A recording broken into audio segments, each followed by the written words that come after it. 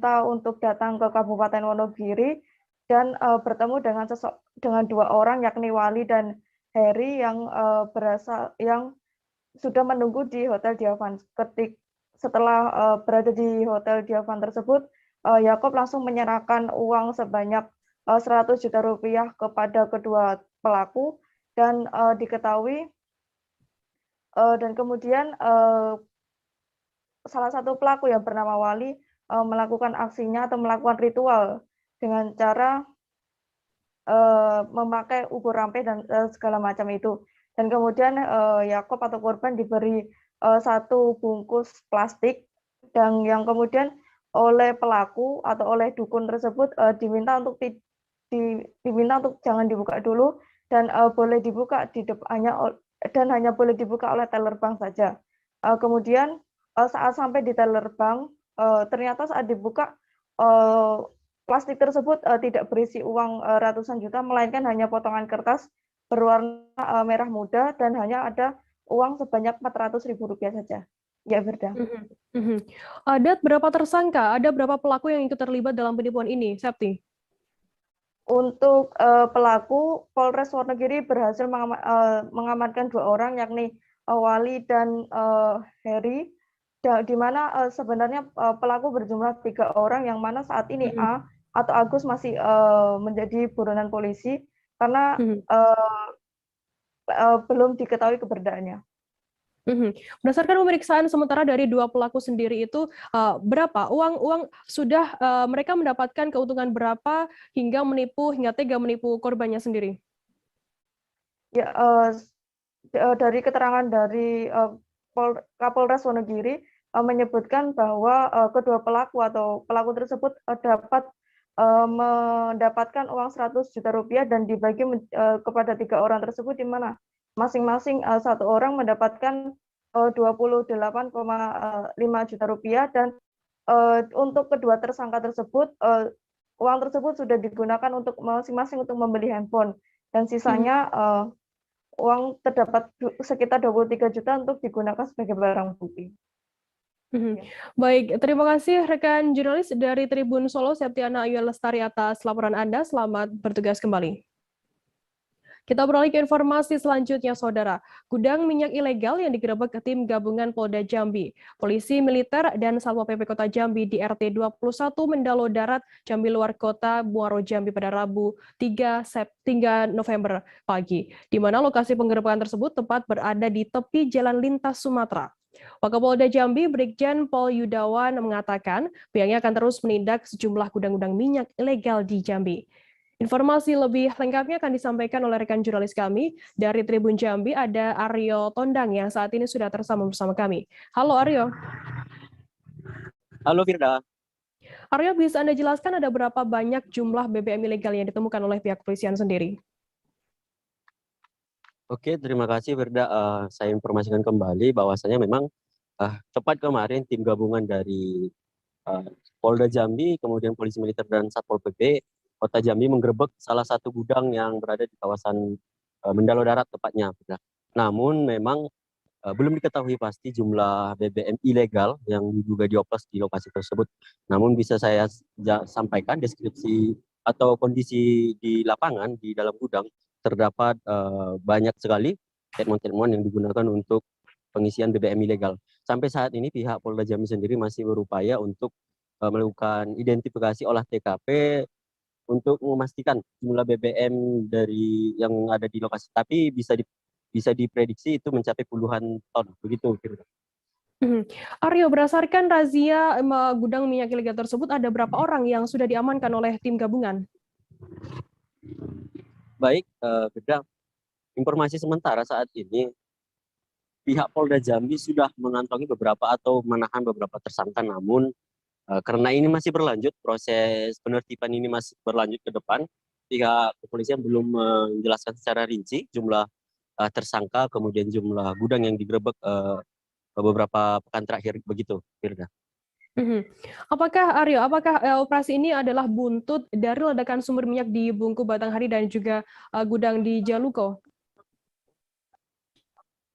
Baik, terima kasih, Firda. Dari penjelasan Wakapolda sendiri, memang aktivitas illegal things ini lebih tepatnya sudah berjalan sejak awal. Namun tidak dipungkiri bahwasanya peningkatan operasi penertiban ini adalah dampak dari ledakan yang luar biasa terjadi di Bungku yang terjadi sekira hampir lebih 1 pekan yang lalu, Firda, di mana memang terdapat ledakan yang cukup besar hingga di awal-awal ledakan api mencapai hingga 50 meter ke atas. Dan kemudian itu berlanjut, api masih menyala hingga hari ke-36, sekira 36 hari menyala kemudian mati. Kemudian beberapa pekan kemudian menyusul ledakan gudang ilegal yang juga berada di Muaro Jambi, yang itu cukup di mana cukup besar ditemukan lokasi di sana, Firda, sehingga menyusul rentetan kejadian tersebut, Polda Jambi langsung menggelar operasi penindakan yaitu secara berkala. Namun ini sudah memasuki sekira 3 pekan, Firda, sudah ada beberapa gudang yang ditindak dan sudah mengamankan sejumlah barang bukti, Firda. Begitu. Baik, Tribuners, jurnalis kami tadi juga sudah menghimpun keterangan dari Wakapolda Jambi, Brigjen Pol Yudawan, dan berikut liputannya untuk Anda. Sejauh ini Pak, sudah berapa banyak Pak yang berhasil di... Secara rinci nanti ke Reskrim ya, saya datanya nggak pegang, termasuk, mohon maaf ini jumlahnya, tadi ada yang ngomong satu tekman berapa ton? 1 ton, ada yang ngomong 30, ada 33, nanti pastinya coba nanti lihat. Pak, tadi juga ditemukan senjata api Pak? Senapan angin.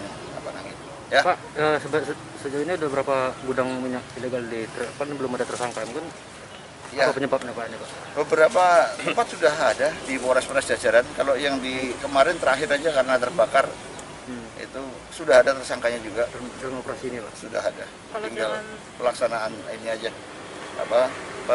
penyidikannya lebih lanjut bisa dituntut lebih lanjut. Terkait dengan tersangka F yang sekarang DPO sudah sejauh mana Pak progres? Tersangka F itu kasus yang mana nih? Fuad. Oh, saya mungkin secara perkembangan mungkin dari Reskrim aja ya, mungkin biar lebih paham, karena kalau ditanya hari ini mungkin beda dengan hari kemarin. Ya, Pak, ada kemungkinan ini milik oknum Pak, gudang ini Pak? Ya kita lihat, saya yakin kita samalah semua di muka hukum, mau oknum mau siapa, yang penting kalau kitanya ilegal kita pasti akan kita tindak pangkas. Seusai jeda kami akan kembali dengan informasi menarik lainnya, tetap di Live Update. Oke, apa kabar Bang Arif di sini untuk strateginya? Kalau saya sendiri di Gimik 37 ini yang semalam baru mulai, Apa yang saya dirasakan udah Kopernita? Sebenarnya aku nggak ngerasa itu penangkapan atau penggerebegan atau apapun itu, karena gitu posisinya aku kriteria. Jadi kita mengenal disebut dengan stroke yang tidak berdarah dengan stroke yang berdarah. Stroke yang tidak berdarah itu biasanya ditandai dengan adanya penyumbatan. Kalau itu terjadi di sini mungkin pikirnya tidak ke situ kali ya, tapi kalau di Korea atau di Kamboja itu ada beberapa paper yang saya itu Mas, ya, dulunya tukang koran. Oh gitu ya. Tukang koran. Ya, saya baca ya, Pak. Tuh kan pernah baca kan? Jadi kalau saya jadi pangdam itu udah bersyukur banget. Si anak ini dijadikan sebagai tersangka begitu. Ya, kalau ini kita bicara yang di luar kasus Sebongondo ya. Dengan nama hujan shower, di mana terdapat batas jelas antara daerah hujan dan tidak hujan yang biasanya terjadi pada fase awal mature stage atau tahap berbahaya biasa. itu Kang. Jadi mulai artinya terjadinya perlembekan. Nah itu untuk penetrasi akan sulit begitu ya. Dok, saya ini menurut saya memang tidak mudah, bukan urusan tanah diambil. Kalau misalnya Amerika Serikat sekarang, Rasulullah mengatakan dalam sebuah hadis bahwa berpuasa di 6 hari Syawal itu. Oke, apa kabar Bang Arif di sini untuk strateginya? Kalau saya sendiri di Gimik 37 ini yang semalam baru mulai, Apa yang saya dirasakan udah Kopernita? Sebenarnya aku nggak ngerasa itu penangkapan atau penggerebegan atau apapun itu, karena gitu posisinya aku kriteria. Jadi kita mengenal disebut dengan stroke yang tidak berdarah dengan stroke yang berdarah. Stroke yang tidak berdarah itu biasanya ditandai dengan adanya penyumbatan. kalau itu terjadi di sini mungkin pikirnya tidak ke situ kali ya, tapi kalau di Korea atau di Kamboja itu ada beberapa paper yang saya itu Mas, ya, dulunya tukang koran. Oh gitu ya. Tukang koran. Ya, saya baca ya, Pak. Tuh kan pernah baca kan? Jadi kalau saya jadi pangdam itu udah bersyukur banget. Si anak ini dijadikan sebagai tersangka begitu. Ya, kalau Ini kita bicara yang di luar kasus Situbondo ya. Dengan nama hujan shower, di mana terdapat batas jelas antara daerah hujan dan Terima kasih Anda masih bersama kami di Live Update. Kita beralih ke informasi selanjutnya, Saudara. Seorang pria di Kota Makassar, Sulawesi Selatan ditemukan tewas tergantung pada Rabu 3 November siang. Mayat pria tersebut saat ini telah dibawa tim Dokpol Bidokes Polda Sulsel ke Rumah Sakit Bayangkara Makassar. Jasad pria bernama Muhammad Iqbal tersebut disimpan di dalam pendingin mayat. Informasi lebih lengkapnya akan disampaikan oleh rekan jurnalis kami dari Tribun Timur. Ada Muslimin Emba yang saat ini sudah tersambung bersama kami. Halo Emba. Ya, Firda. Emba, bisa Anda jelaskan seperti apa kronologi penemuan mayat tersebut? Ya, baik Firda dan Tribuners, dapat saya jelaskan bahwasanya Rabu pagi kemarin sekitar pukul 9 WITA, itu warga di Jalan Nurdin Dentutu, Kota Makassar, digegerkan dengan temuan mayat pria ataupun seorang pemuda yang ditemukan tergantung di lantai 2 rumahnya, begitu. Penemuan mayat itu bermula saat adik dari Muhammad Iqbal, yang mayat tersebut diketahui bernama Muhammad Iqbal, ini naik ke lantai 2 dan sudah mendapati sang kakak dalam kondisi tergantung menggunakan tali jemuran warna biru. Firda. Mbak, adakah mungkin sudah diketahui penyebab pasti pemuda ini nekat mengakhiri hidupnya? Baik, untuk penyebab pasti ataupun masalah yang melatar belakangi sehingga Iqbal ini diduga nekat gantung diri, itu pihak keluarga belum mengetahui persis terkait masalah yang dihadapi ataupun beban pikiran yang dihadapi.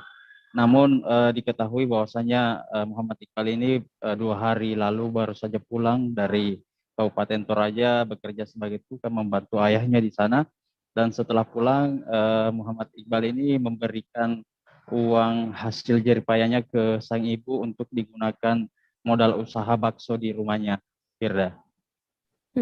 Mbak, lantas informasinya sempat memberi modal usaha ke ibunya. Seperti apa cerita terkait hal ini? Ya, sosok Iqbal ini dikenal begitu perhatian terhadap ibunya, begitu, dan melihat awal usaha ibunya berjualan bakso di depan rumah itu, Iqbal pun memberikan uang hasil jeripayanya sebagai tukang di Toraja sebesar 600.000 untuk menambah modal usaha ibunya, begitu. Firda.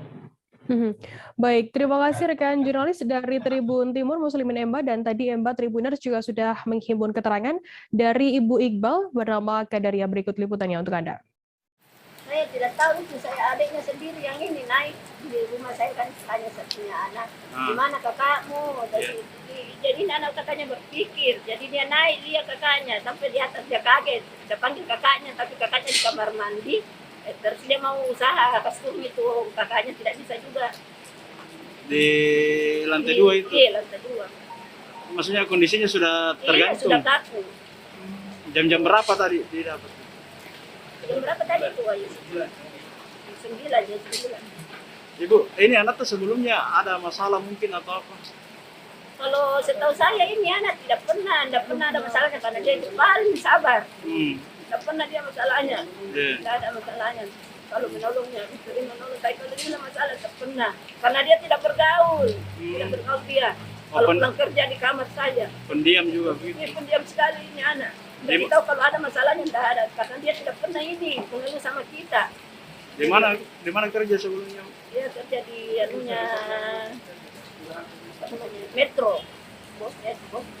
Di Toraja itu? Iya, di Toraja. Hotel Metro. Kapan dia kerja di sana? Mulai kapan? Sudah 1 bulan di sana dia, 1 bulan lebih. Jadi dia pulang ini baru 2 hari di rumah. Ini anak sudah berkeluarga atau belum? Belum, masih anak muda. Tidak ada juga kayak pacarnya apa enggak? Ya, orang saya tidak tahu juga, karena ini anaknya pendiam. Ya, tidak pernah juga cerita-cerita apa? Tidak. Pemerintah daerah Kapuas Hulu melalui Dinas Koperasi Perdagangan dan UKM Kapuas Hulu bersama Satpol PP, Kepolisian, Dishub, dan sejumlah pihak lainnya terus mensosialisasikan agar pedagang pasar pagi yang berjualan kaki lima untuk bisa jualan di Pasar Dogom Permai Putus Sibau yang baru. Informasi lebih lengkapnya akan disampaikan oleh rekan jurnalis kami dari Tribun Pontianak, ada Sairul Hakim yang saat ini sudah tersambung bersama kami. Halo Sairul. Halo, selamat siang Firda. Baiklah, kali ini saya akan menyampaikan pemerintah daerah Kabupaten Kapuas Hulu bersama sejumlah pihak akan telah melaksanakan penertiban atau sosialisasi kepada pedagang kaki lima yang ada di wilayah Pasar Pagi Putus Ibau untuk pindah berdagang di Pasar Dogom Permai Putus Ibau, Firda. Mengapa kabarnya sejumlah pedagang ini enggan begitu untuk dipindah di Pasar Dogom Permai Putus Ibau? Apa alasannya? Bisa Anda jelaskan secara detail? Terima kasih Firda. Ya, berdasarkan pengakuan dari sejumlah pedagang yang enggan mau melakukan berjualan di Pasar Dogom Permai, pertama adalah mereka alasannya di tempat tersebut tidak strategis dan banyak dagangan mereka tidak laris. Yang kedua, kondisi pasar tersebut memang kondisi cukup panas ketika siang hari, jadi mereka lebih mau jualan di jalan, Firda. Lantas bagaimana ketegasan dari pihak pemerintah sendiri terhadap pedagang kaki lima yang enggan begitu dipindah di Pasar Dogom Permai Putus Ibau? Hingga saat ini pemerintah daerah Kabupaten Kapuas Hulu terus berupaya melakukan komunikasi ke pedagang-pedagang tersebut, dan beberapa tahap-tahap mereka lakukan sosialisasi, kemudian komunikasi dilakukan. Apabila dalam jangka waktu yang telah ditentukan oleh pemerintah tidak mengindahkan pindah ke berdagang di Pasar Dogom Permai, akan melakukan penertiban, Firda. Lantas bagaimana untuk harapan dari pedagang ke depannya terkait hal ini? Oke, harapan dari pedagang sebenarnya mereka sudah siap berdagang di lokasi pasar baru tersebut. Hanya saja mereka berharap bahwa sistem penjualan atau tata kelola di pasar Dogom Permai itu harus diperbaiki oleh pemerintah sehingga semua masyarakat bisa bisa belanja atau bisa membeli barang-barang mereka di sana, Firda. Baik, terima kasih rekan jurnalis dari Tribun Pontianak, Sairul Hakim atas laporan Anda, dan tadi Sairul Tribuner juga sudah menghimpun keterangan dari Kepala Dinas Perdagangan Koperasi dan UKM Kapuas Hulu, Hairul Saleh. Berikut liputannya untuk Anda. Karena kalau bicara ketegasan itu relatif. Karena kita ini kan beda dengan di kota-kota besar seperti Pontianak dan Jakarta. Kalau di kota-kota besar, petugas dengan pedagang itu relatif tidak kenal, tidak saling mengenal kan. Kalau di Kapuas Hulu ini kan rata-rata kita kenal, Pak. Kemudian ada juga kekeluargaan, kan. Sehingga kita untuk memberikan ketegasan kita lebih hati-hati. Jangan sampai nanti ketegasan yang kita inginkan tapi menimbulkan konflik yang lebih besar lagi. Pak, terakhir Pak, ini kan meja ini kan banyak yang kosong dan punya nomor, pasti punya nama, dan tidak banyak yang menempati. Sanksi itu gimana Pak? Jadi kemarin kita sudah sepakati kemarin kan untuk pedagang yang sudah cabut undi dan tidak menempati sampai dengan 12 hari ke depan kita nolkan. Kita anggap mereka tidak pernah mendaftar. Karyawan PD Pasar Manado melakukan aksi unjuk rasa di depan kantor DPRD Manado. Sebelum ke kantor DPRD, para karyawannya terlihat kurang lebih 25 orang hadir beroperasi di kantor Wali Kota Manado. Para karyawan menuntut kejelasan pekerjaan mereka karena sudah dirumahkan kurang lebih selama 4 bulan. Informasi lebih lengkapnya akan disampaikan oleh rekan jurnalis kami dari Tribun Manado. Ada Fistel Mukuan yang saat ini sudah tersambung bersama kami. Halo Fistel. Halo rekan Firda, selamat siang Tribuners. Fistel, bisa Anda jelaskan apa saja tuntutan dari para karyawan yang dirumahkan ini? Ya, para karyawan ini menuntut kepada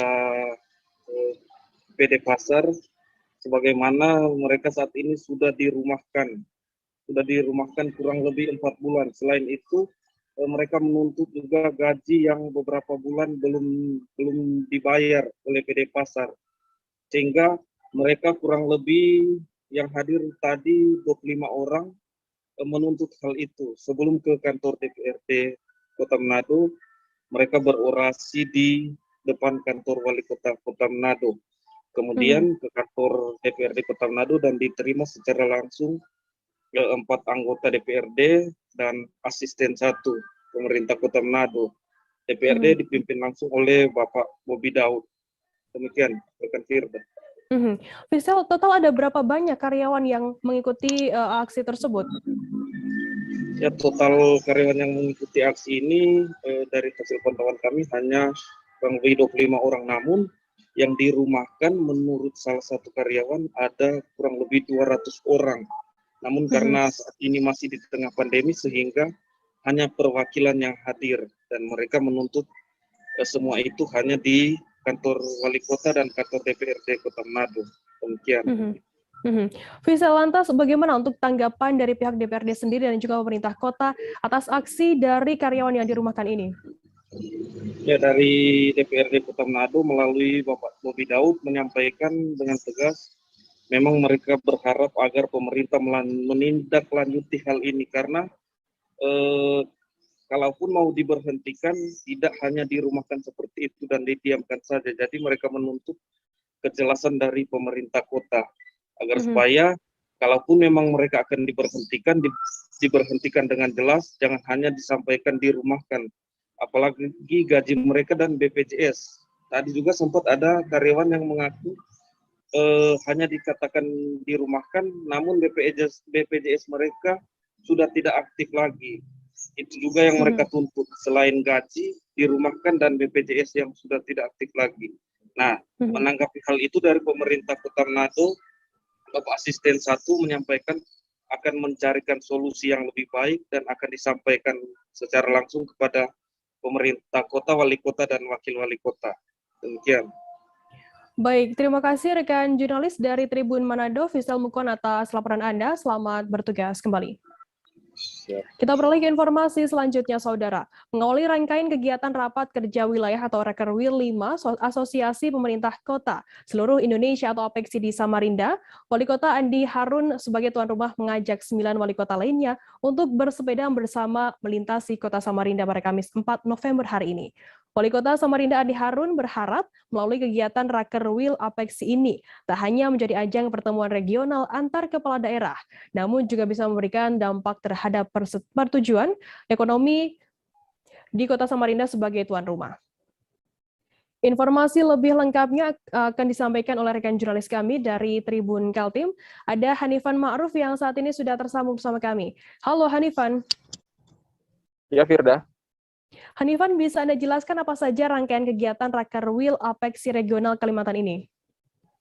Ya, rapat kerja wilayah 5 Asosiasi Pemerintah Kota Seluruh Indonesia Regional Kalimantan yang diselenggarakan di Kota Samarinda dari tanggal 3 sampai tanggal 6 November mendatang, diawali dengan welcoming dinner yang dilaksanakan pada Rabu malam hari tanggal 3 di Hotel Mercure Samarinda, kemudian dilanjutkan kegiatan pada pagi hari, yaitu kegiatan bersepeda bersama 10 wali kota di Kalimantan, yaitu Wali Kota Banjarmasin, Wali Kota Pontianak, Wali Kota Palangkaraya, Wali Kota Banjarbaru, Wali Kota Bontang, Wali Kota Balikpapan, dan Wali Kota Samarinda, dan Wali Kota Tarakan, beserta Ketua APEKSI Pusat yang merupakan Wali Kota Bogor, yaitu Bima Arya Sugiarto. Dari kegiatan tersebut, yang berlokasi di Taman Bebaya Kota Samarinda, para wali kota tersebut juga melanjutkan kegiatannya dengan menanam pohon bersama di Taman Bebaya, yang kemudian dilanjutkan dengan peninjauan mal pelayanan publik di Kota Samarinda sebelum melaksanakan rapat kerja wilayah APEKSI Regional Kalimantan pada esok hari. Hanifan, lantas apa yang dibahas dalam kegiatan Rakerwil APEKSI nantinya? Ya, di agenda Rakerwil 5 APEKSI di Regional Kalimantan ini, topik yang diangkat adalah tentang ketahanan pangan di masa pandemi COVID-19 dengan strategi pengendalian inflasi daerah. Ketua APEKSI Pusat, Wali Kota Bogor, Bima Arya Sugiarto menjelaskan bahwa tema ini untuk mempertajam usulan-usulan dari Asosiasi Pemerintah Kota kepada pemerintah pusat terkait pemulihan ekonomi pasca pandemi COVID-19 melalui ketahanan pangan. Dan tidak hanya bertujuan untuk memenuhi kebutuhan pangan di lingkungan daerah kota, tetapi juga untuk bisa meningkatkan pendapatan bagi pemerintah kota di Indonesia. Lantas apa saja yang disiapkan oleh Pemkot Samarinda sendiri dalam sambutan menyambut peserta Rakerwil Apeksi Regional Kalimantan ini, Hanifan? Ya, dalam penyambutan sebagai tuan rumah, pemerintah Kota Samarinda menyiapkan beberapa kegiatan seperti yang sudah dilakukan pada hari ini. Kemudian juga kegiatan Apeksi ini akan beririsan dengan kegiatan Festival Mahakam yang diselenggarakan pada esok hari, 5 November 2021, yang juga akan dihadiri oleh 9 wali kota di Kalimantan yang akan hadir dalam kegiatan tersebut. Dan juga Wali Kota Samarinda Andi Harun menjelaskan atau menyampaikan kepada peserta Apeksi, para wali kota dan rombongan untuk bisa berbelanja dan juga memanfaatkan wisata belanja yang ada di Kota Samarinda untuk meningkatkan UMKM lokal yang ada di Kota Samarinda dan juga menyampaikan potensi-potensi wisata yang bisa didapatkan dan juga dirasakan di Kota Samarinda. Kemudian bagaimana untuk kesan dan harapan dari peserta Rakerwil Apeksi sendiri dalam kegiatan kali ini, Hanifan? Ya, kesan dan harapan dari para peserta seperti tadi yang dikemukakan oleh beberapa peserta yang menyatakan bahwa harapannya melalui Rakerwil Apeksi 5 di tahun ini bisa memulihkan kondisi pemerintah kota, terutama di bidang ekonomi, pasca pandemi COVID-19.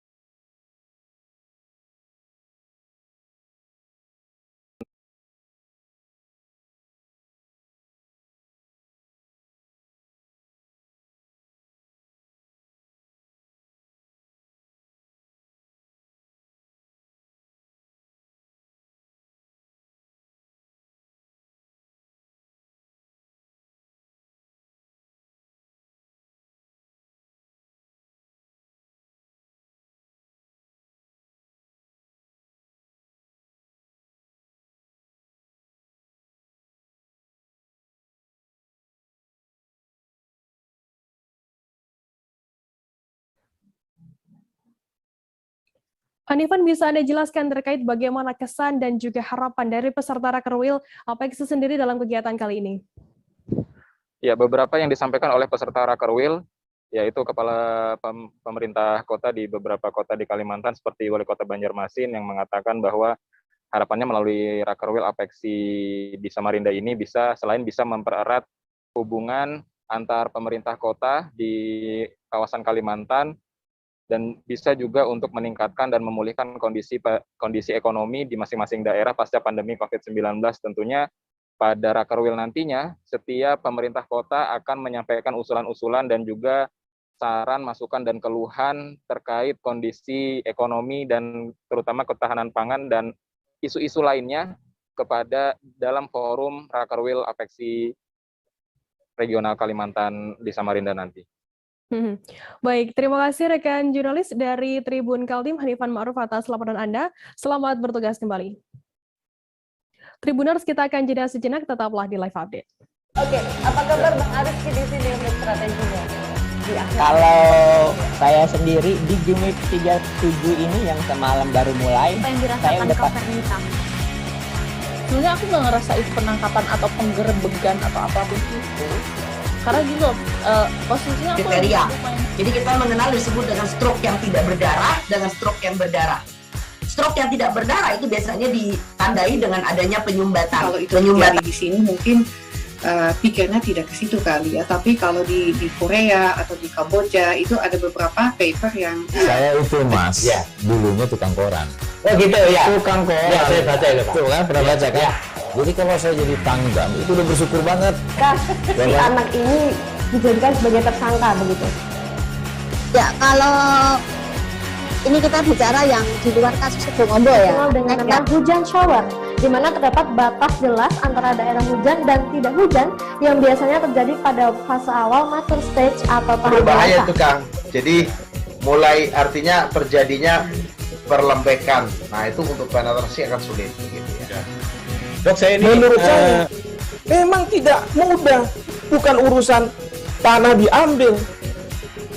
Kalau misalnya Amerika Serikat sekarang, Rasulullah mengatakan dalam sebuah hadis bahwa berpuasa di 6 hari Syawal itu.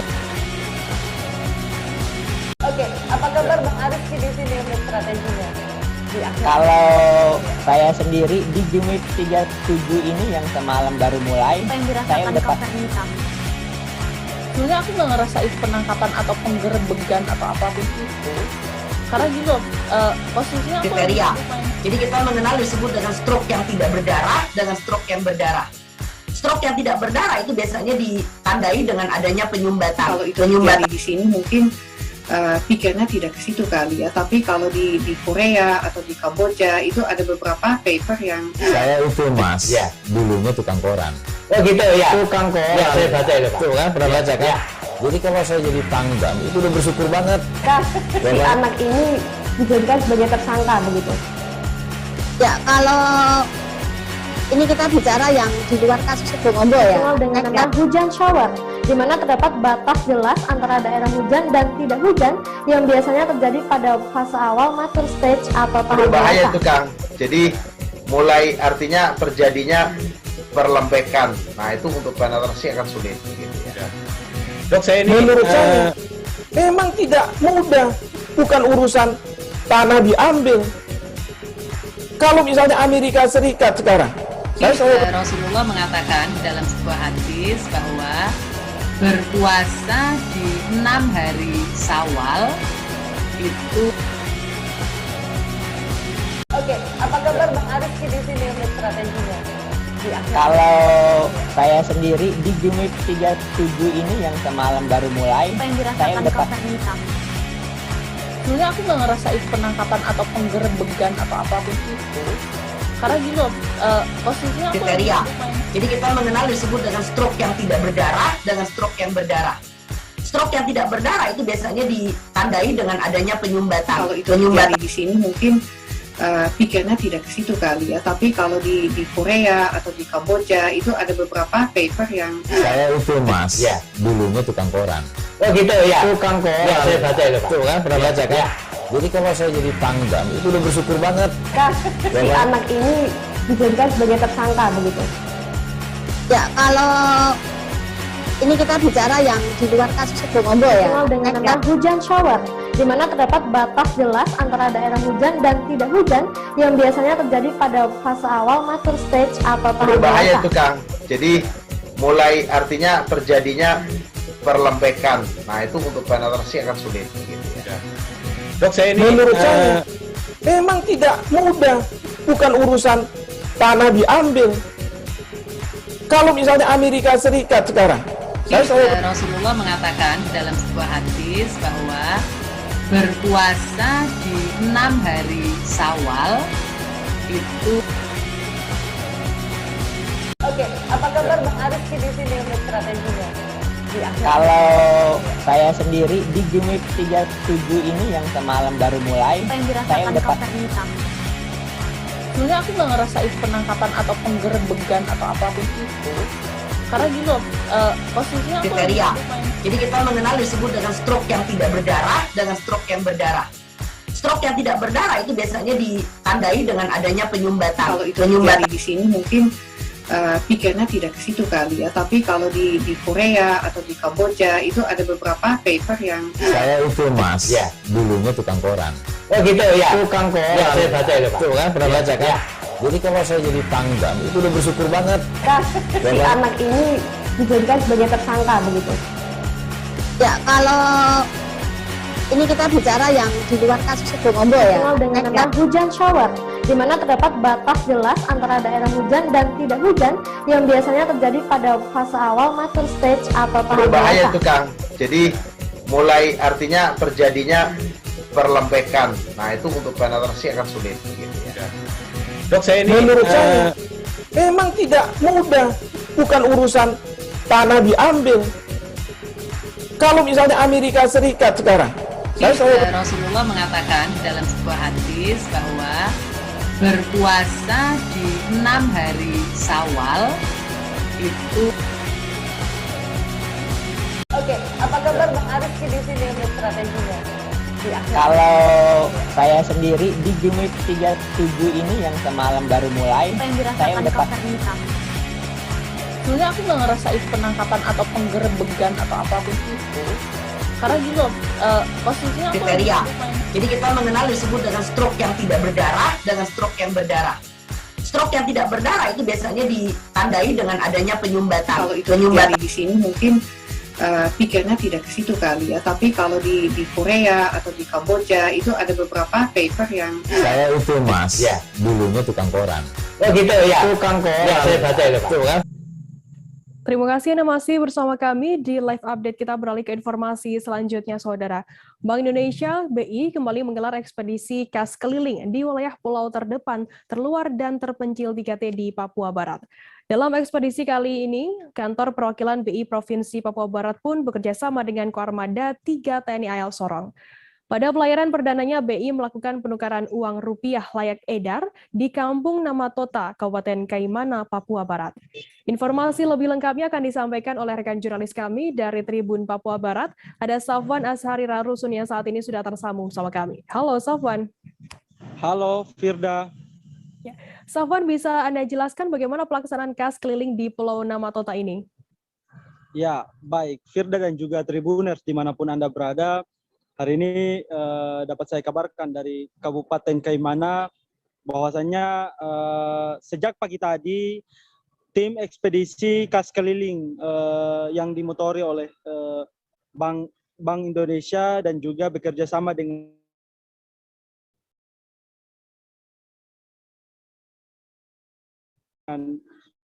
Armada 3 melakukan penukaran di Pulau Namatota yang mana masuk dalam wilayah 3T di Papua Barat. Sejak pagi tadi memang dalam pantauan saya di lapangan, masyarakat sangat antusias untuk mengikuti kegiatan penukaran di Kampung Namatota sendiri. Firda. Safwan, dalam ekspedisi kali ini yang dilakukan oleh BI sendiri, apa saja kegiatan yang dilakukan di Pulau Namatota?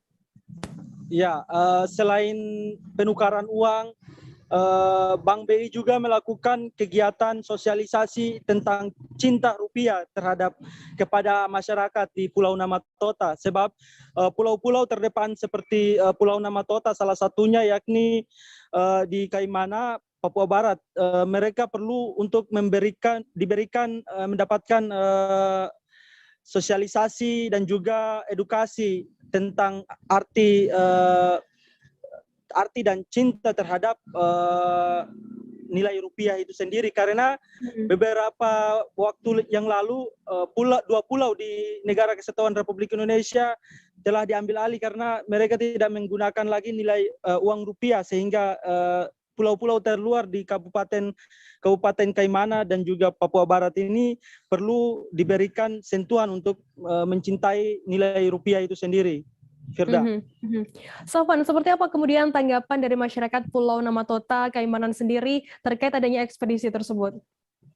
Ya, awalnya mereka sangat antusias dan berterima kasih kepada aksi ekspedisi yang dilakukan oleh tim dari Bank Indonesia dan juga bekerja sama dengan Koarmada 3, karena selama ini mereka juga tidak tahu bahwa sebagai masyarakat harus mencintai rupiah yang memang menjadi mata uang warga negara Indonesia, dan juga kegiatan yang dilakukan di Pulau Namatota tersebut sangat positif dan menurut mereka sangat baik untuk masyarakat yang ada di Pulau Namatota sendiri. Begitu, Firda. Baik, Tribuners, tadi jurnalis kami juga sudah menghimpun keterangan dari Ketua Rombongan Ekspedisi Kas Keliling 3T. Berikut liputannya untuk Anda. Ini hari pertama kami, sejak keberangkatan kami dari Manokwari tanggal 2, kita tiba di sini tanggal 3 malam atau 4 dini hari. Pagi ini tadi mulai penukaran uang di Kampung Namatota. Alhamdulillah banyak penukaran yang dilakukan oleh masyarakat setempat, oleh pemerintah daerah, yaitu dalam hal ini kepala desa, perangkat desa, dan tokoh-tokoh masyarakat juga dari masjid. Responnya masyarakat dan perusahaan juga baru-baru melakukan penukaran uang, mulai dari pecahan kecil, baik itu yang lusuh maupun yang kurang baik, yang agak sobek-sobek kita terima. Namun dengan aturan lebih dari 2/3 kita baru bisa tukar. Kalau kurang dari itu, yang sobek-sobek kita tidak bisa ini penukaran karena ketentuannya berkata demikian, itu lebih dari 2/3 itu baru bisa kita tukar. Adapun penukaran juga dari pecahan besar ke pecahan kecil itu tidak mengapa karena kebutuhan di masyarakat berbeda-beda. Untuk transaksi mereka, untuk proses pembayaran suatu administrasi apa, mereka juga butuh uang-uang kecil sehingga mereka langsung menukarkannya kepada kita.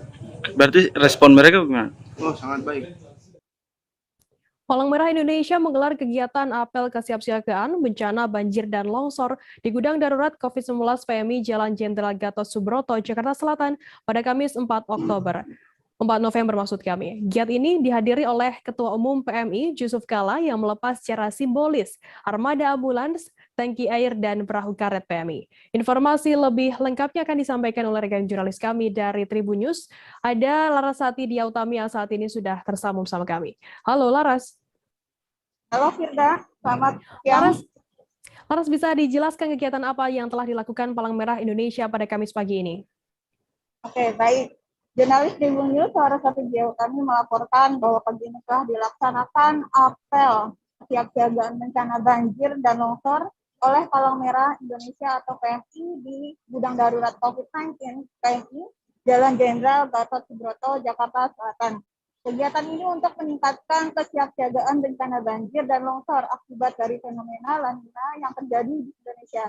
Dan ini merupakan respon PMI terhadap analisa perakiraan cuaca Badan Meteorologi, Klimatologi, dan Geofisika atau BMKG terhadap bencana hidrometeorologi seperti banjir, banjir bandang, tanah longsor, angin kencang, puting beliung, dan sebagainya. Dan ini dihadiri oleh Ketua Umum PMI Yusuf Kala yang melepas secara simbolis armada ambulan, tangki air, dan perahu karet dari PMI.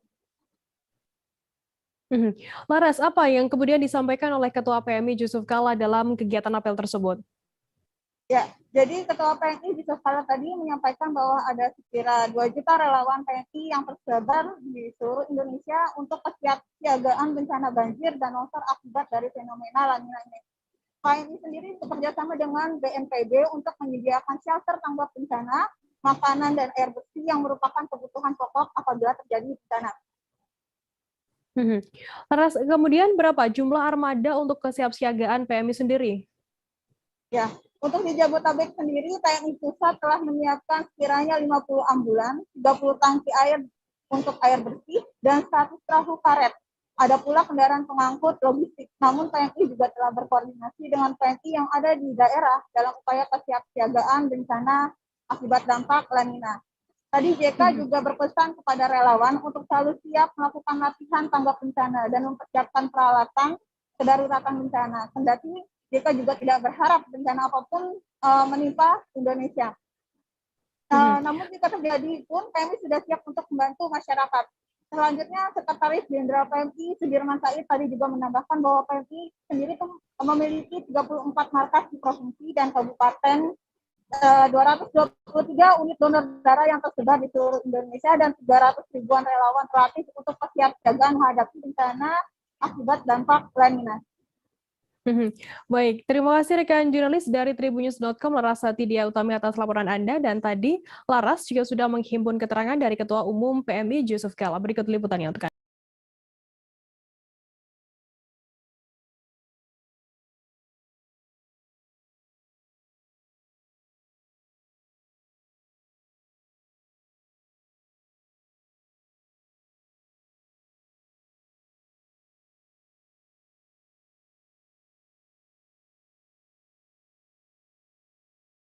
Untuk menghadapi masalah yang tentu akan menyusahkan masyarakat. Sekali lagi saya harap bahwa apel ini akan menandakan bahwa kita siap menghadapi situasi yang terburuk apabila ada yang terjadi. Mudah-mudahan saja karena usaha-usaha daripada pemerintah daerah yang telah berusaha untuk mengurangi akibat dari penanganan ini sudah berjalan. Namun pada masyarakat tentu kita akan membantu apabila ada masalah-masalah daripada akibat dari penanganan itu. Saya ucapkan terima kasih kepada seluruh PMI yang telah menyiapkan ini, kepada seluruh teman-teman Anda semua, para relawan, para pengurus yang telah siap siaga untuk menghadapi ini, tentu akan mengurangi bencana ini akibatnya kepada masyarakat. Sekali lagi saya ucapkan terima kasih atas kesediaan Anda semua. Dari Jakarta kita beralih ke Sulawesi, Saudara. Unit Kegiatan Kerohanian Agama Islam Universitas Halu Oleo Kendari atau UKKI UHO menggelar Musabakoh Tilawatil Quran atau MTQ tingkat mahasiswa regional Sulawesi Tenggara. Kegiatan tersebut diikuti 80 peserta dari perguruan tinggi negeri maupun swasta se-Sulawesi Tenggara. Informasi lebih lengkapnya akan disampaikan oleh rekan jurnalis kami dari Tribun News Ultra. Ada Husni Husein yang saat ini sudah tersambung bersama kami. Halo Husni. Halo rekan Firda, selamat siang. Husni, bisa Anda jelaskan bagaimana proses kegiatan tersebut berlangsung? Ya, baik, sudah dapat saya laporkan bahwa memang kemarin kami sempat berbincang-bincang dengan Ketua Panitia, maksud kami penanggung jawab kegiatan sekaligus Ketua Unit Kegiatan Mahasiswa UKKI Universitas Halu Oleo Kendari, yaitu Wahyu, maksud kami Taufik Hidayat. Ia menjelaskan bahwa memang rangkaian dari kegiatan ini sebenarnya dimulai sejak tanggal 28 Oktober lalu hingga tanggal 6 November mendatang. Nah, dari rangkaian kegiatan MTQ ini diikuti dengan seminar yang mendatangkan narasumbernya itu Firda langsung dari universitas, salah satu universitas di Makassar dari Aljazair, Mesir. Nah, kalau untuk MTQ sendiri itu berlangsung kemarin hingga tanggal 6 mendatang dengan pengumuman sang juara. Nah, kegiatan kemarin itu berlangsung dari pukul 9.00 waktu Indonesia Tengah hingga pukul 5 sore waktu Indonesia Tengah. Kemudian memang diikuti dari seluruh perguruan tinggi baik negeri maupun swasta ke Sulawesi Tenggara. Rekan Firda. Berarti untuk pengumuman pemenang sendiri akan diumumkan esok hari seperti itu atau seperti apa informasinya, Husni? Ya, untuk pengumuman sendiri itu diumumkan nanti di hari Sabtu Firda, yaitu pada tanggal 6 November 2021. Nah, kemudian untuk juara itu akan menerima beberapa achievement dari pihak penyelenggara dan Universitas Halu Oleo Kendari. Firda. Baik, Tribuners, jurnalis kami tadi juga sudah menghimpun keterangan dari penanggung jawab kegiatan Taufik Hidayat. Berikut liputannya untuk Anda. Pertama, jadi kalau lihat postingannya itu UKKI Islam Fair hashtag tagar ya, kan. Jadi adalah kegiatan yang pertama kali dilakukan oleh UKM-UKKI sendiri dan pertama kali dilakukan di UHO. Nah, jadi tujuannya sebenarnya ini ya tentunya untuk menyiarkan syiar-syiar Islam melalui kegiatan ini. Kemudian untuk memperkenalkan UHO juga, memperkenalkan UKM juga, UKM-UKKI juga. Kita beralih ke informasi selanjutnya, Saudara. Anggota Polres Serang, Banten telah melakukan autopsi terhadap tengkorak manusia di Kampung Ciburui, Desa Kubang Jaya, Kecamatan Petir, Kabupaten Serang, Banten. Kabid Humas Polda Banten, AKBP Sinto Silitonga mengatakan, autopsi dilakukan dokter forensik dan tim RSUD Dr. Derajat Prawira Negara. Informasi lebih lengkapnya akan disampaikan oleh rekan jurnalis kami dari Tribun Banten. Ada Desi Purnamasari yang saat ini sudah tersambung bersama kami. Halo Desi.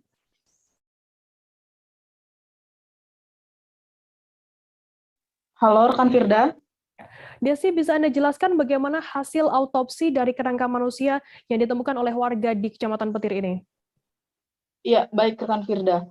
Sebelumnya anggota Polres Serang telah melakukan autopsi terhadap tengkorak manusia yang ditemukan di Kampung Cibuyur, Desa Kubang Jaya, Kecamatan Petir, Kabupaten Serang pada Selasa November 2021. AKBP Humas Polda Banten, Kabid Humas Polda Banten, AKBP Sinto Silitonga mengatakan bahwa dari hasil otopsi yang dilakukan oleh dokter forensik dan tim RSUD Dr. Derajat Prawira Negara Serang, ini menunjukkan bahwa tengkorak manusia yang ditemukan tersebut bukanlah korban mutilasi, karena tidak ditemukannya tanda-tanda kekerasan pada bagian tengkorak maupun kerangka manusia yang ditemukan tersebut. Namun dari hasil otopsi terdapat patah antara bagian lengan dan kaki karena kondisi jenazah yang berada di luar ruangan. Hanya tinggal tulang belulang yang memang sudah membusuk. Proses pembusukan tersebut memang lebih cepat karena faktor cuaca seperti hujan, panas, dan angin, karena memang kerangka tersebut berada di luar ruangan dan berada di sebuah kebun. Begitu, Firda. Desi, lantas apakah saat ini sudah diketahui betul terkait identitas mayat itu? Iya, untuk identitas sendiri, menurut keterangan dari Kasat Reskrim Polres Serang, yakni AKP David Kusuma mengatakan bahwa memang sebelumnya sudah ada yang melaporkan kepada pihaknya telah kehilangan salah satu anggota keluarganya, yakni dari Kampung Pasir Gintung, Desa Sukajaya, Kecamatan Keroncong, Kabupaten Pandeglang. Namun memang dari hasil keterangan dokter forensik, 99% korban bernama Murtado bin Ahmed yang berusia 34 tahun. Namun sejauh ini pihak Kasat Reskrim Polres Serang akan melakukan tes DNA agar dapat menguji keakuratannya. Begitu, Firda. Untuk keluarga dari korban sendiri, apakah saat ini sudah ada yang melapor begitu di pihak kepolisian? Benar, Firda. Untuk anggota keluarga sendiri, setelah mendapatkan informasi bahwa adanya temuan kerangka manusia di Kecamatan Petir, pihak keluarga langsung melakukan laporan kepada pihak Polres Serang. Begitu, Firda. Baik, terima kasih rekan jurnalis dari Tribun Banten, Desi Purnamasari atas laporan Anda. Selamat bertugas kembali. Tribuner, selesai jeda kami akan kembali dengan informasi menarik lainnya. Tetaplah di Live Update. Oke, apa kabar Bang Ariski di sini untuk strateginya? Kalau saya sendiri di Jumit 37 ini yang semalam baru mulai, saya udah sebenarnya aku nggak ngerasa itu penangkapan atau penggerebegan atau apapun itu. Karena gini loh, posisinya aku kriteria. Jadi kita mengenal disebut dengan stroke yang tidak berdarah dengan stroke yang berdarah. Stroke yang tidak berdarah itu biasanya ditandai dengan adanya penyumbatan. Kalau itu terjadi di sini mungkin pikirnya tidak ke situ kali ya, tapi kalau di Korea atau di Kamboja itu ada beberapa paper yang saya itu mas, dulunya tukang koran. Oh gitu ya. Tukang koran. Ya, saya baca itu, Pak. Tuh kan pernah baca kan? Jadi kalau saya jadi pangdam itu udah bersyukur banget. Si anak ini dijadikan sebagai tersangka begitu. Ya, kalau ini kita bicara yang di luar kasus Sebongombo ya. Dengan nama hujan shower, di mana terdapat batas jelas antara daerah hujan dan tidak hujan yang biasanya terjadi pada fase awal mature stage atau tahap berbahaya itu Kang. Jadi mulai artinya terjadinya perlembekan. Nah itu untuk penetrasi akan sulit begitu ya. Dok, saya ini menurut saya memang tidak mudah, bukan urusan tanah diambil. Kalau misalnya Amerika Serikat sekarang Rasulullah mengatakan dalam sebuah hadis bahwa berpuasa di 6 hari Syawal itu. Oke, apa kabar Bang Ariski di sini untuk strateginya?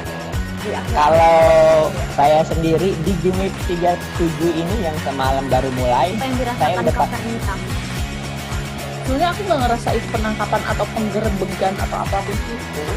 Karena gini loh, posisinya aku kriteria. Jadi kita mengenal disebut dengan stroke yang tidak berdarah dengan stroke yang berdarah. Stroke yang tidak berdarah itu biasanya ditandai dengan adanya penyumbatan. Kalau itu terjadi di sini mungkin pikirnya tidak ke situ kali ya, tapi kalau di Korea atau di Kamboja itu ada beberapa paper yang saya itu mas, ya. Dulunya tukang koran. Oh gitu ya. Tukang koran. Ya, saya baca itu Pak. Tuh kan pernah baca kan? Ya. Jadi kalau saya jadi pangdam itu udah bersyukur banget. Si anak ini dijadikan sebagai tersangka begitu. Ya kalau ini kita bicara yang di luar kasus Sebongombo ya. Dikenal dengan nama hujan shower, di mana terdapat batas jelas antara daerah hujan dan tidak hujan yang biasanya terjadi pada fase awal mature stage atau tahap berbahaya dewasa. itu Kang. Jadi mulai artinya terjadinya perlembekan. Nah itu untuk penetrasi akan sulit. Gitu ya. Dok, saya ini menurut saya memang tidak mudah, bukan urusan tanah diambil. Kalau misalnya Amerika Serikat sekarang, Rasulullah mengatakan dalam sebuah hadis bahwa berpuasa di 6 hari Syawal itu. Oke, apa kabar Bang? Terima kasih Anda masih bersama kami di Live Update. Kita beralih ke informasi selanjutnya, Saudara. Menjalani hukuman pidana di dalam lembaga masyarakat adalah konsekuensi dari tindakan pidana yang dilakukan oleh narapidana. Namun meski dibatasi oleh tembok dan jeruji besi, kreativitas para napi tak semestinya terhalang.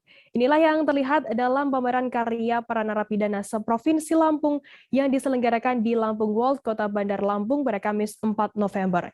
Informasi lebih lengkapnya akan disampaikan oleh rekan jurnalis kami dari Tribun Lampung, ada Denny Saputra yang saat ini sudah tersambung bersama kami. Halo Denny. Halo, rekan Firda. Denny, bisa Anda jelaskan siapa yang menyelenggarakan pameran ini dan dalam rangka apa? Oke, terima kasih rekan Firda. Untuk yang pameran tersebut itu kantor wilayah Kemenkumham Lampung yang menggelar dalam agenda sekaligus untuk meresmikan klinik Pancasila, begitu Ranggerda. Kemudian apa saja produk-produk yang dipamerkan dalam kegiatan kali ini? Baik, untuk yang produk dipamerkan oleh karya-karya para napi Lampung tersebut itu ada beberapa produk, diantaranya itu ada kerajinan tangan, bakery, telur asin, tapis, dan lain-lainnya. Lantas untuk animo atau antusiasme dari para pengunjung sendiri yang melihat pameran ini seperti apa? Baik, untuk animo masyarakat itu terlihat dari pengunjung lumayan bagus. Terbukti ada beberapa dari pengunjung yang banyak membeli dari produk-produk para napi Lampung di Lampung Walk tersebut. Baik, terima kasih rekan jurnalis dari Tribun Lampung, Denny Saputra atas laporan Anda. Selamat bertugas kembali. Kita beralih ke informasi selanjutnya, Saudara. Guna mendorong para usaha mikro, kecil, dan menengah di Kota Palembang, Bapeda Litbang Kota Palembang menggelar lomba kompetisi inovator Kota Palembang tahun 2021. Ini dilakukan agar para inovator mampu bertahan dan kreatif selama pandemi COVID-19 untuk menggerakkan roda perekonomian. Informasi lebih lengkapnya akan disampaikan oleh rekan jurnalis kami dari Tribun Sumsel. Ada Sri Hidayatun yang saat ini sudah tersambung bersama kami. Halo Sri. Halo Firda. Sri, bisa Anda jelaskan apa sebenarnya kompetisi inovasi tahun 2021 yang digelar oleh pemerintah Kota Palembang sendiri?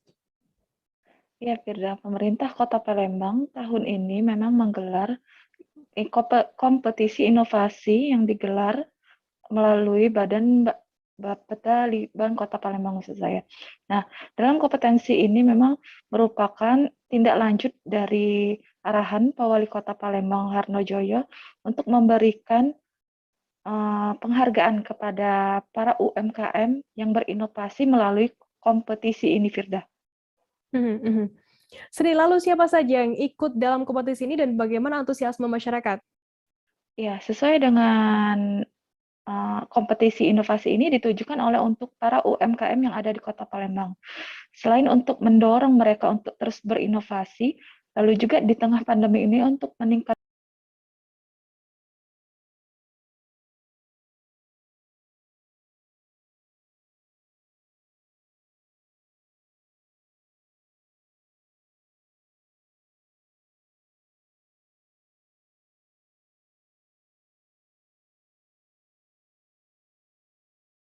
perekonomian.